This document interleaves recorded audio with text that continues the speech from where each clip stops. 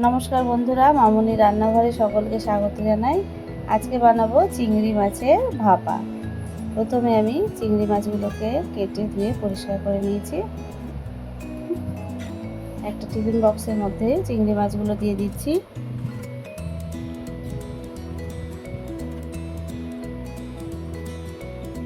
দিয়ে দিচ্ছি স্বাদ মতো লবণ। একটা মশলা বেটে নিচ্ছি। কালো সর্ষে, পোস্ত, নারকেল কোড়া আর দুটো কাঁচা লঙ্কা, এটার একটা মিহি পেস্ট আমি বানিয়ে নেব। এবার এতে দিয়ে দিয়েছি হলুদ গুঁড়ো, লঙ্কার গুঁড়ো আর কয়েকটা কাঁচা লঙ্কা চিরা, বেটে রাখা মশলাটা, আর দিয়ে দেবো কিছুটা টক দই।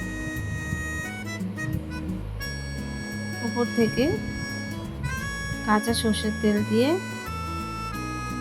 এটাকে ভালো করে আমি ম্যারিনেট করে নেব।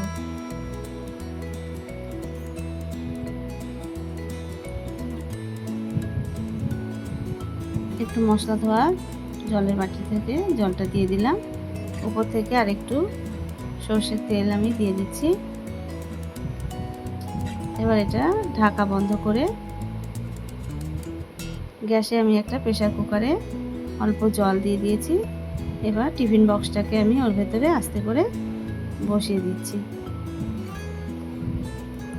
হালকা আছে এটাকে আমি দুটো সিটি দেবো, তাহলে রেডি হয়ে যাবে আমাদের চিংড়ি মাছের ভাপা।